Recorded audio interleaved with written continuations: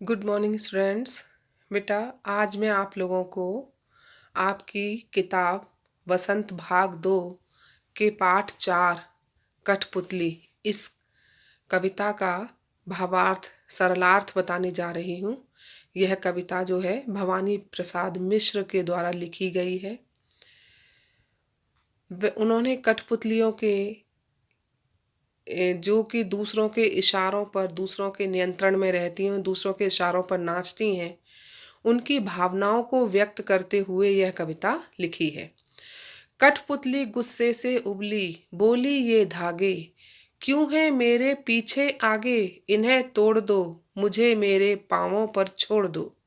यानी कठपुतली जो है वो अपने नियंत्रण करने वाले जिस व्यक्ति के हाथ में उसके धागों का नियंत्रण है, उसे अपने वश में कर रखा है, उससे कहती है गुस्से से एक दिन उबली, माने गुस्से से उसे उसे गुस्सा इतना जोर का आया कि वह अपना आपा खो बैठी। उबलना मीन्स अपना आपा खो बैठना।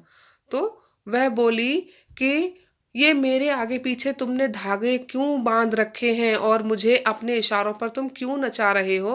तुम मुझे मेरे ही हाल पर छोड़ दो, मुझे अपने पैरों पर स्वयं खड़ा होने दो। यानी मुझे आज़ाद छोड़ दो, मैं खुद अपने पैरों पर खड़े होकर जैसे भी चलूं, जैसे भी काम करूं मैं करूंगी, लेकिन तुम मुझे अपने नियंत्रण से मुक्त कर दो, आज़ाद कर दो, मुझे स्वतंत्र कर दो।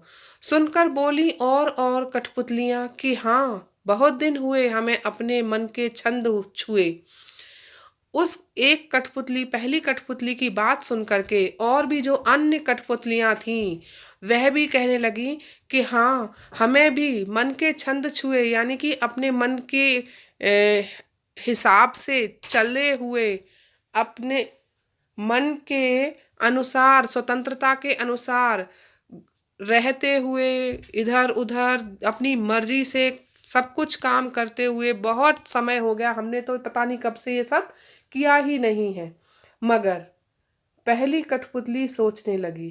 अब उन दूसरी कठपुतलियों की बातों को सुन करके पहली जो कठपुतली थी जिसने कि विद्रोह किया था स्वतंत्र होने के लिए, वो सोचने लगी कि ये कैसी इच्छा मेरे मन में जागी। यानी वो सोचने लगी कि अरे, ये मेरे मन में ऐसी भावना आई ही क्यों, जिसकी वजह से ये बाकी कठपुतलियां भी अब आज़ाद होना चाहती हैं मेरे देखा देखी। यानी अगर मैं आज़ाद हो गई और अपने पैरों पर खड़ी न भी हो पाई तो मैं स्वयं को तो किसी तरह ढांढस बंधा दूंगी, धैर्य बंधा दूंगी, लेकिन इन बाकियों को फिर मैं क्या बोलूंगी, कैसे क्या कहूंगी, मुझे समझ नहीं आ रहा। इसलिए वो सोच में पड़ गई कि मैंने ऐसी बात कही ही क्यों कि इन लोगों के मन में भी स्वतंत्रता की इच्छा जागी। यानी कि उसने अपने कदम पीछे हटाने की सोच ली। ये कविता क्यों लिखी है उन्होंने, भवानी प्रसाद मिश्र ने?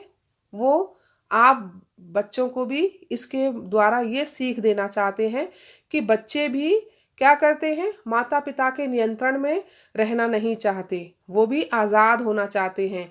लेकिन जब माता पिता उनसे कहते हैं कि ठीक है तुम आज़ाद होकर रहो, लेकिन स्वयं अपनी जिम्मेदारी उठाएंगे खुद ही, कैसे करेंगे वो हमें नहीं पता, तो वो भी अपने कदम पीछे उठा लेते हैं। इसलिए हमें कोई भी काम सोच समझ कर करना चाहिए, क्योंकि जब हमारे अपने ऊपर कोई जिम्मेदारी आ जाती है तो हम उससे पीछे फिर हट नहीं सकते।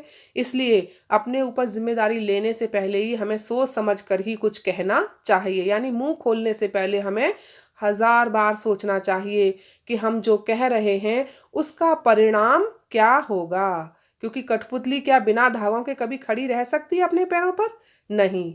इसी प्रकार से जो छोटे बच्चे होते हैं वो कभी अपने पैरों पर खड़े रहने का मतलब यहाँ होगा, क्या वो खुद अपने आप को संभाल सकते हैं? क्या वो इतने समझदार होते हैं कि वो अपने फैसले खुद ले सकें, अपना अच्छा बुरा सोच सकें?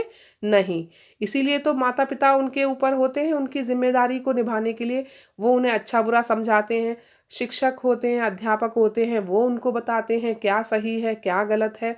इसीलिए ये कविता आपके पाठ इसमें पुस्तक में रखी गई है ताकि बच्चों को अच्छे और बुरे का ज्ञान हो सके, कि हमारे जो बड़े होते हैं जिनके हाथों में हमारा नियंत्रण होता है, हमें सही गलत की वो सीख देते हैं, बताते हैं, हमें उनका कहा मानना चाहिए और अपनी आज़ादी को पाने के लिए कोई भी गलत कदम नहीं उठाना चाहिए।